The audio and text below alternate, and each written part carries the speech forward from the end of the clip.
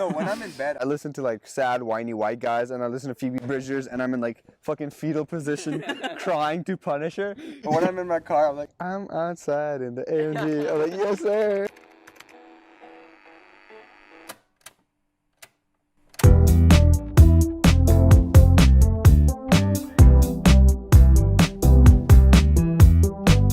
What's good, everybody? You're watching Have You Heard? I'm here with Abhi and pop star Curtis. Whoa, Abhi the Great, the man himself. Wow, Curtis Waters. This guy did his research. How you doing, bro? I shaved my face, but I didn't use shaving cream or water. And my brother was telling me to use shaving cream, and my friend was telling me to use shaving cream. I didn't use it.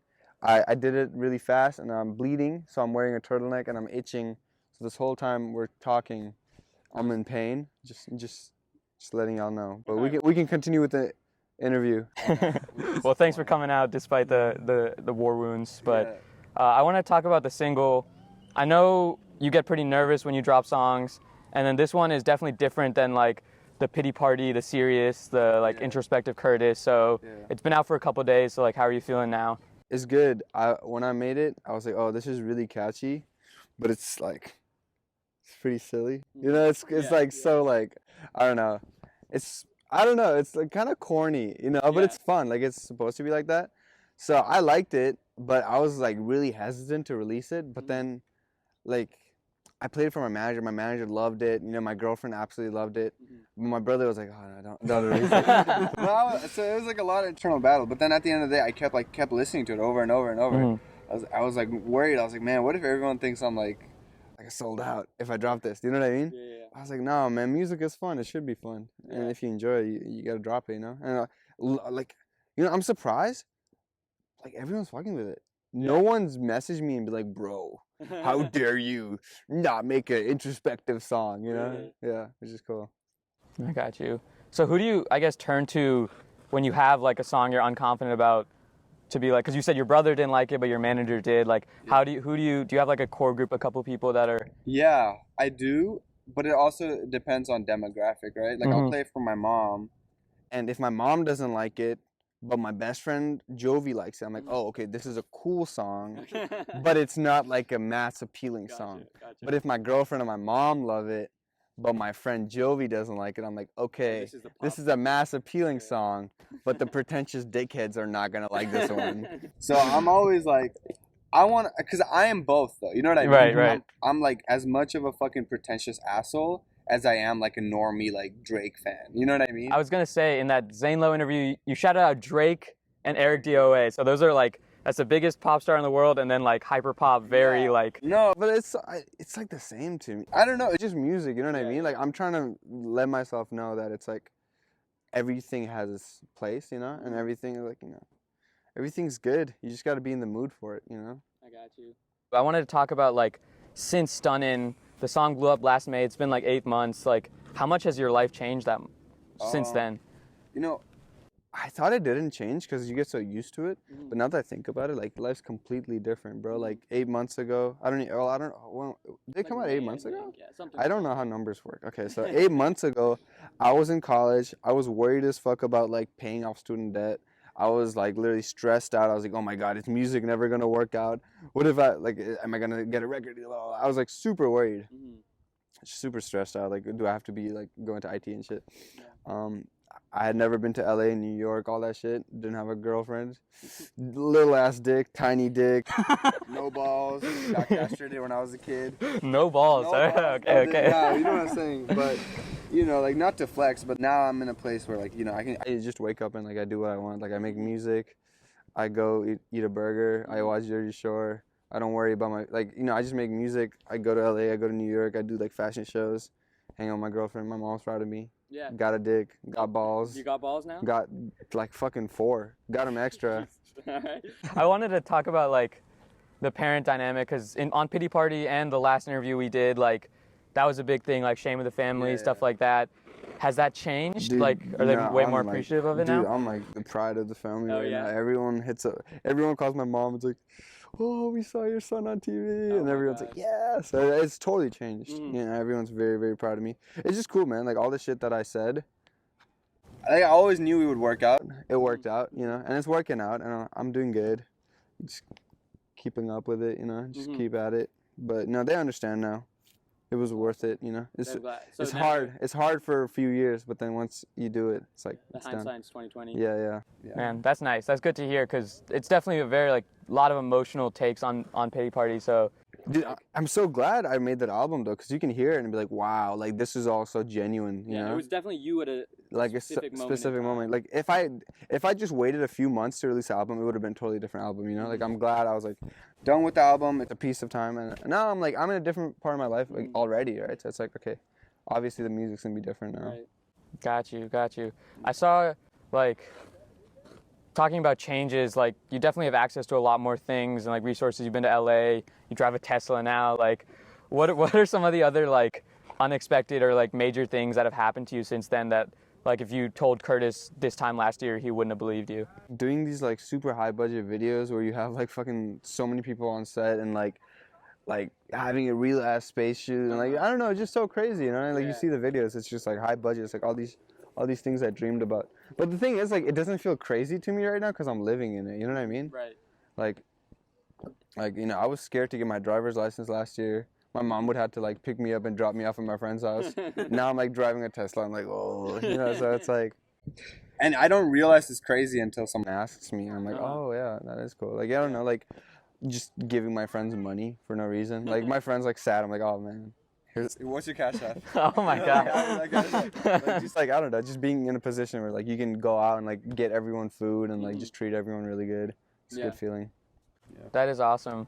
Talking about, you mentioned like the freckles video. One thing I really like talking about with artists is like this idea of like the gap. It's like this, some creator coined it where basically people are creating but they don't have like the means or the production to make what they really want. Yeah. But they have the taste to like know that it's not that good. So did you see that gap kind of shrink when you could go to LA and like have like a big budget and be like, I want this, I want a full spacesuit, and everything kind of came to life? Yeah, because I mean, it's not out right now, but the original video of Freckles, do you see I've it? seen, like Temke and Temke did it. And the original video of Freckles was just like, like a cheap helmet I bought on Amazon and like a thrifted like gas station jacket that I had. And it was actually, we were just biking at this park here. And like that was just like, okay, I want a space theme, but that was what we could do at the time, you know. And then you do it, and then now you get a budget and you can fully do it. Do you think the core ideas were the same, or did you? They are same, like, but you know what though? I've kind of struggled with this too. Is like now that I have a budget, you can get carried away sometimes. You know what I mean? Like Stunning, we did with no budget, right? And you can see the charm in it. Like it's so fun to watch that video because it's so genuine. Sometimes I feel like okay, I might even be getting carried away with all the resources. So I mean, for like the next few videos that I'm doing, I kind of want to challenge myself and be like, okay, let's just do what is absolutely necessary only. It's hard to balance that. Like, it's hard to balance. I don't know how to articulate it, but when I did Stunning, it was very like just my own. You know what I mean? Yeah. And then you get more resources, you get more people, you get everyone involved, and then it kind of changes into a different idea, I think. You know. I got you. One thing I want to talk about as well was like, you've done a couple things that like for artists are like major milestones now. You know what I mean? Like the Genius Breakdown, the Zane Lowe interview, like those. I think any musician or anyone interested in music, like watches Genius pretty seriously. So how was it like seeing like Curtis Waters' Stunnin Breakdown? Oh, dude, that was so dope. That's like one of my dreams. Bro. Yeah. Like I've always wanted to be on Genius. I really want to do like a beat breakdown because I love like producing. Like Doodoodoo, I produce by myself. I want to go there and be like all the layers. I want to show that off. It was sick. I watched that Genius interview nonstop when it came out. Really? Like I would literally like it was like a song to me. Like I would just say it on repeat, and I would just be like looking at the jokes. I said like, that's a good I joke. think you had some good ones in there. I was on one that day. I was on a roll. I was silly. It was a good one. It was a good video. I like that one. Dude, I've wanted to be on Genius forever, so. I know, like, when you spoke with Zane Lowe, you said your favorite artist right now is, like, Drake. You listen to Ericdoa a lot. Like, who are you listening to now? No, he put me in the spot. It's just because every time I'm in my Tesla, this sounds like such a dickhead thing. I've only been listening to rich people music. Like, okay, Dude, fair enough. No, when I'm in bed, I listen to like sad, whiny white guys, and I listen to Phoebe Bridgers, and I'm in like fucking fetal position, crying to Punisher. But when I'm in my car, I'm like, I'm outside in the AMG. I'm like, yes, sir. Dude, I love that. We bumped that song all Yeah, we bumped that song so religiously. casual. And you know, I fell off of Drake for a long time because I was like, I can't relate to this rich guy. Like, what do I, you know? But then you listen to it now, and it's like, I'm on my grind, man. Yeah. Rise and grind. Now that you're, like I said, you're fully immersed in music now, and over the past year you've grown so much. Who are some of the people that you've been able to work with, and how do you think that's kind of changed the way you approach music and draw on your creativity? Yo, you know what's interesting? Like music-wise, like I've talked to a lot of people, and they're like I talked to like Jay Sean, and he was like, "Oh, let's work on stuff. Like we talk, right?" But the way my process is, it's so like just in my bedroom at 4 a.m. Like I just make a beat and I just finish the song and it's done. That it hasn't changed at all. Like really, like I make music the same way I did like 2 years ago, where just in my room. Like the resources. It's still the DIY kind of. Doodoodoo was completely like I got it mixed. This is the first song I didn't mix myself. We hired someone to mix the song, but like I made the beat, I sang everything, I did everything, I wrote everything. Like it was just like 4 a.m. type shit. So, do you think in the future you see yourself living in New York or LA, or do you think you're gonna stay back home in Cary for a while? I need to travel. I need to move around, bro. You know Bora Bora? You know about Bora Bora? Bro, I watch Bora Bora like videos every night. Really? Like every night before I go to like every time I'm like, oh, I don't want to make this song. I don't want to release anything. I just want to hide. I'm like, no. Think about Bora Bora. You want to live in Bora Bora. Just like travel vlogs, or? Yeah, I just want to go to Bora Bora. I've never been. Yeah, I need to go to New York. I want to live in LA. I want to do shit now. When Stunning first blew up, I was like really like anti everything because I was so overwhelmed. I was like, no, I'm gonna hide in Tibet and be a farmer. I've kind of like accepted it. Like, okay, I'm a musician now. Yeah. Is there any? I mean, I guess besides Bora Bora, like LA, New York, one of the two that you really. I want to go to Vancouver. Vancouver? Yeah, my friend Jovi lives there. I like the place. I used to live there when I was a kid. I like Atlanta too. Atlanta's cool. Like since the world has been online for the past like what 8-9 months, does it really matter as much location wise? I don't know, man. Just make a song, do a little dance on TikTok. That's all you need. I don't know. You can do a lot no matter where you are. You know. Yeah. Talking about TikTok, like it's definitely a huge proponent in like music industry. It was huge for you. Yeah. Like I guess what's your stance on like artists? Because I think it's very like split. Like there's some people that are like promote on TikTok, make a song for TikTok, and then there's some people that are like kind of anti that. And you're kind of in the middle because you didn't make Stunnin for. I'm very much in the middle, and I go back and forth because I've been in places where I'm like, oh man, like you talk to people and then you become the TikTok guy, and it's like, oh, do a challenge for your next song on TikTok, and it's like, man, come on, let me just make this music, man. But I see the value in it. And you know what I was realizing too, like. You know when SoundCloud was blowing up, and then everyone was like, oh, he's a SoundCloud rapper or whatever, and then that was the corny thing to do. But then it worked out, and everyone got rich off of SoundCloud, and then it was like the normal thing to do. Yeah. That's with TikTok now, where like it's in the early phases, so people are like, oh, he's just a TikTok rapper. But then, I bet you in 2 years, everyone's gonna be a TikTok rapper, and until whatever else happens. So it's just like, why even be pretentious and try to fight it, Yeah. Like I see all these like SoundCloud rappers making fun of TikTok rappers. It's the same thing, bro. It's just a different platform. Yeah. Yeah. Like, you're a dork. You're like, oh, I don't like this app, but I like this app. It's all one and the same. Just a way to promote music and whatever's hot at the time. Yeah. I know you talked about your releases for this year. Obviously, in the last year, each song that you've done has been a different thing, and you talked about how you want to keep people on their toes, not know what's coming next. Yeah. I just get bored. Like I don't know. I don't listen to the same type of song all day. You know what I mean? I'm like, and you know why Doodoodoo was like a risk in my mind? Because it was so pop and it was so like normal sounding that it felt risky. You know what I mean? Because like I feel like okay, I did System, and that was a risk from Stunning, right? Then after you go there, Doodoo's like over here, But it's fun. Like I want to keep going. Like Doodoo's here. What is the next thing that's over here? I think that's fun. So I guess like looking in the future, any more are you like thinking about getting back in album mode or just? I want to have fun for a bit. I want to release a bunch of fun songs. Like I just want to flex and just be like, I bought a Tesla, I eat pussy, I'm a bad bitch or whatever. Just have fun for a bit. I think that'd be fun. And I have a lot of so the thing is I'm always making songs, right? Like I have a lot of sad songs. I have a lot of like more experimental songs. I have all kinds of stuff. But I'm like, okay, this doesn't work as a single. This feels more like a song you listen to like in an album setting. So I have a catalog built up. Whenever it's time to get the sad shit out, it'll be out. Gotcha. In terms of releasing, like, are you more nervous or careful, I guess, when you're dropping songs? Because there's definitely way more eyes on you than there were last year at this point. So has it changed that kind of process? So much, man. It kind of sucks, man, because last year I would be like, oh, I just made a song. That's cool. This is fun. I'm going to drop it. Like, I wouldn't think about it, you know?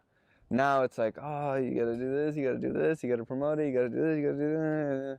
And you got to think about the consequences. Like, I don't know, just kind of fucking like, does it really matter? I don't know. It's a lot. I bet it's a lot more like serious, and everything has to be more. It feels like a statement when maybe I just like the song. Right. You know. I was like worried. I was like, okay, so I dropped Pity Party, which is definitely like an emotional statement or whatever. It's like, what is it? What does it mean now that I'm dropping Doodoodoo after that? Like nothing. It's a catchy. It's Doodoodoo. You know what I mean? Yeah. So it's I like got you. people make a big deal out of it sometimes. Yeah. Yeah, I mean, I got to say, like, we talked to you right before Stunnin blew up, and the conversation now feels very similar almost. Like, it sounds like the same Curtis, which I think there's a lot of people that, like, could have a platinum song and would not be, like, even down to do this or, like, talk the way you're talking. So I appreciate that, and I think a lot of people, like, see that in you and like, respect you and enjoy your music because of it. Sometimes I'm like, fuck, I wish I believed in myself more, you know what I mean? 'Cause I literally have a platinum song and I'm like at home, I'm like, I'm not a real musician. How did I get here? This is an accident. Like, which is crazy because I have like so many songs that do good and I keep making great songs and like people are really loving it and shit. I'm like, if getting a platinum plaque doesn't give me an ego, like I feel like I don't know what will. Do you get recognized in public more now? I was getting recognized a lot more, like when Stunning was first blowing up. I still do get recognized. Like I'll go get boba, like high schoolers and shit will recognize me. That's crazy. It's cool. It's nice.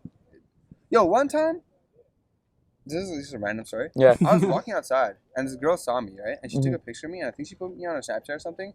And then I just kept walking with my friend and a guy in a car, he followed me, right? It was like fucking 10 at night. I was just on the side of the road. He followed me. He pulls up. He's like, yo, bro, put this shirt on. I'll take a picture of you. Can I put it on my Instagram? I was like, what? No. What?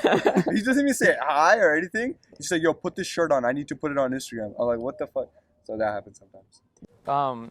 One thing I was thinking of is, like, a lot of the music you've released, even Pity Party when you first released it was right before COVID, and now all COVID, like pandemic.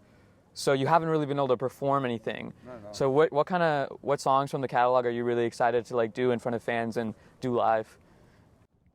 Stunning for sure. Stunning will be really fun because everyone's gonna know the lyrics. Yeah. Freckles will be fun. System will be fun. I want to do System so bad. That's a rager. Yeah, I like Subaru also. Subaru's cool. Slow down a little bit. Yeah, slow down. But I don't know.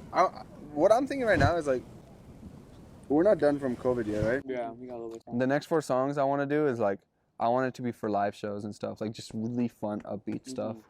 Cause I don't know, like when I'm live, like I don't want to get like sad and depressed the whole time. I was just trying to envision it, like the Curtis set would be so interesting. You come out to Stunnin, random shit, and then like you do shoelaces and everyone's sad, and then do shoelaces. I don't know. It depends on the fucking type of people that are there. But I would hate to do Pity Party live. Like the song Pity Party. Yeah. Like it's just me like talking about like how I'm fucking depressed and I want to kill myself. So any now that you've got connections, you've got Zane Lowe, like you've got people to talk to just in your pocket. Yep. Are there any dream collabs you have, like not forever, but like for like this year, like I want to work with this person, maybe produce for them or anything? I've been thinking a lot. I would love to do anything with Doja Cat. I would love to produce for Doja Cat especially. I love Doja Cat. Yeah. You know, obviously I say this like in every interview. Like I always say like Tyler the Creator, Kanye West, like, you know, the fucking dudes. But I just feel like, you know, when time is right, it'll happen. You can't force it. You don't want to like get all networky about it. I feel like paths will cross if it needs to cross. Till then, I'm just in my room making music, you know? That we talked about that last time when we were talking about labels. Yeah. You were like, everyone wants a hit, but who wants like Curtis Waters? Who wants Pity Party? Yeah. Do you think you found like a label or a partnership yet? Yeah, BMG has been like really helpful with Curtis Waters, and like a lot of fans love Pity Party. You know, it just like there's certain things that aren't quantifiable. Like okay, you can look at Stunning and be like, oh, it's a platinum record. You can see all the streams. You can see all this, but then Shoelace might have saved someone's life, right? Or like it might have or like the album might have inspired someone to go after their dreams. That's not quantifiable. So when you're like a data person or you're a business person, you could be in your room and looking at the charts and be like, oh, this didn't perform well, but it did. You just can't see it. Like, you just don't understand what it can do to people. Like, You talk a lot about, like, more than anything, you want like young Nepali kids or young immigrant kids to hear you, see you, and like chase their dreams. Yeah. Where do you think that like that drive comes from? Like, why do you like? It definitely feels like a very core value to you. So where does that come from? I didn't really have that like when I was a kid, you know? Like, I think the only brown dude I saw in media was like Aziz Ansari. Yeah. And then he did like Master of None, and I was like, wow, like we can do this. You know what I mean? It matters a lot. I don't know. I always looked for people to be inspired by when I was a kid. Like, and I always looked for Nepali people that were artists or like, I don't know. And I feel like for so many years I was just throwing paint at the wall and hoping things would stick. And I feel like I did it. And now that I did it, a lot of people hit me up and they're like, oh, I can do it too, you know? Yeah. So that feels really good. Okay, the last question I got is, what are kind of like the resolutions for you, I guess, on a personal level, and then also for like as an artist for 2021? We know you're not like a numbers guy, but are there certain like milestones you want to achieve? I could be a numbers guy. I don't know. Sometimes I am a numbers guy. I don't want to sit here and pretend I'm not, because like when I did Stunning, it was definitely like a number thing. It was very like, oh, let's get this fucking money, baby. Let's fucking do it, you know? And then I become very anti-number, and I'm like, no, let's change these lives. These numbers mean nothing. You know, like I'm not gonna act like I'm either of them. I'm both of them. But it would be cool to get on a New York billboard. That's what I was thinking when I was in New York. I just want to be mentally healthy. I just want to make music, and I just want to keep pushing it. You know, like I don't know. I don't want to overthink it. I'm just existing. Just stay alive. Make music, just keep going, just drop hits, make albums, like, I don't know, whatever. That's awesome. Yeah, I think that's pretty much what I got. Thank you so much for doing this again, bro. Like, it's been a good time. It was a good time last time, good time this time too. We really appreciate you. Kurt's video was our first one, so it's a whole special place in our heart. We'll But do this all the time. yeah, Absolutely. all right. Oh, I want Doodoodoo to do good. Oh yeah, go check out Doodoodoo. It's out everywhere now. That's my plug. I don't know who to look at.